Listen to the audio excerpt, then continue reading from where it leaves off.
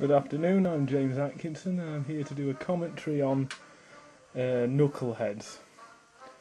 Now, I haven't done one of these before and it's not been...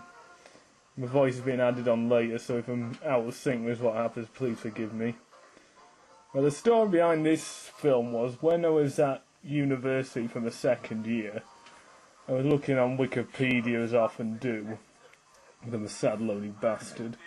But I found out that Bob Spears, who directed Fawlty Towers and those sort of things like Dad's Army Goodies, had died. And looking, which was surprised because I hadn't heard about this, but on this thing they alerted me to the fact he directed a couple of episodes of a show called The Adventures of Lana and Woody. Woodley, I think it was, I can't really get it right. But I had a look at the Wikipedia entry, and there was this first episode of the series, and it was about an imaginary girlfriend, and I found it on YouTube and watched it, and I thought, well, this would work for Ed and Ted, and I suggested it to Adam, who's like normally in charge of the Ed and Ted character, but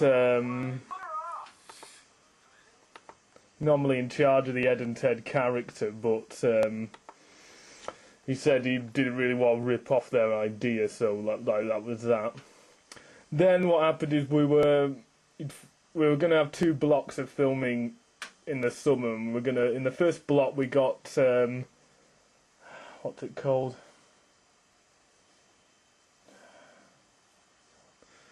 Fool's Hall of Fame, that was it, and CARP done in that time. And this is a cutaway gag. Is me and Adam quite like Family Guy a lot, and they have these cutaway gags in, and he suggested it. It doesn't really work in here. Like some of the shows I suggested are pretty like awful shows on the time. It didn't really work here when we showed it to our parents, so because they've never seen Family Guy. So we put in Pushing Up Daisies, that spoof sitcom on the Axis of Right shows, and worked a lot better in that. But anyway, back to what I was saying. We had 2 blocks of filming, and we'd done Fool's Hall of Fame.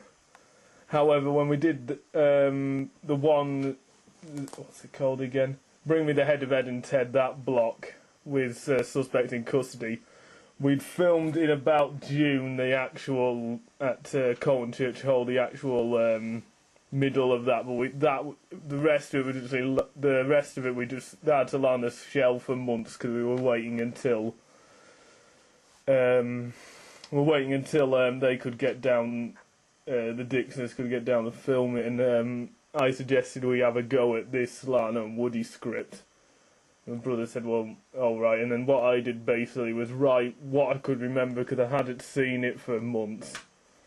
I wrote what I could remember down, and then adapted it, and then my brother took the script and vastly improved, because mine was only a couple of pages, extended to feature like half an hour, and then we filmed it. Cause basically the Lana and Woodley one, it started with our hospital, which we couldn't do. Then it was basically the scene after this one where Ted's lying his head off, basically. Then we have the date thing we more or less used. And there was some shots of Frank Woodcole flying this remote control aeroplane, which were cut, and then another one where he goes out on a date with, it was called Jenny Window in that version.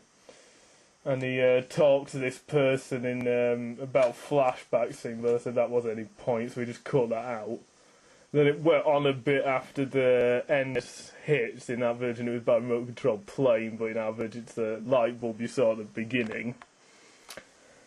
And it go on for a bit longer. I just didn't put that in because it was just went on too long, so I cut that out. And I gave it to my brother, and he wrote the bit about the bank rob in the middle and made it more Ed and Ted because it was a bit out of character. Because in there they had the Ted equivalent in Lana and Woody look more like Adam does, and Ed equivalent look more like I do, but the characterisations were how we showed it in this show. and there you go. Now the bit I just witted over was when we started doing Ed and Ted, his Adam had wrote like some cartoons and stuff about them. We first did them as sort of like little plays before we got the camcorder equipment for Christmas. Well, Adam did. And one of the first we did was Ted the Eighth. It was called. That was a newspaper at the time. It was about Joe McKeldry, who had the lights. Well, he had his CD, I guess. And if you heard the review show, that was that over the end. Yeah, that's why he changed. In the TV show, it was called. Sorry, there was something going on in the background. In the TV show, it was called Jenny Window, and I, in my script, called it Rachel Mirror, which I'll refer to later. But he changed to Joe Lamb because of what I had in the script, because of that, so he could use that newspaper basically. Now the original one, this was Peanuts in the Lard and Woody one. They used bags of crisps everywhere. We had a load of bottles, so we did that instead. This is a bit Adam added in to get a great dad more. I'll tell you more about that in a minute, because I've sort of wandered off track here. But yeah, close at night. Sleeping in my bed, oddly enough, in real life. Now, what I was on about was that we did this little play called Ted the Eighth, and it was literally Oliver the Eighth, but with Jack having to play the widow in drag, so we didn't really want to put him through with it again, so we weren't going to remake that, and we were at the time looking for stuff to remake and improve. Like, in Ted the Eighth, sorry, not Ted the Eighth. In the Fool's Hall of Fame, we had that middle bit. We had the start bit, which was taking over from Right By Your Side and trying to prove that. But in here, we took the start of Ted the Eighth is he got visited by an accountant who was like wanting their money and wanted to see Mr Manic. And Ted pretends Ed's Mr Manic instead. By dressing up, that was the scene you saw earlier. And he then says, like, you owe me some money, and leaves. And then the landlord comes, played by Stewart, as it was at the time. This is a wipe. Yeah, it was played by Stewart, and he says, you're evicted, why? And that 5 million viewers voted you out, that line. So in my script, I literally took those two scenes and just merged it together in one character played by Dad. And then I wrote that was the start, and the rest, that wasn't from Oliver the Eighth, that was just something we wrote, so we just stuck that at the start. And then my draft script had the Lana Woodley stuff, and then Adam wrote more in Ed and Ted type, because mine was a bit out-counter.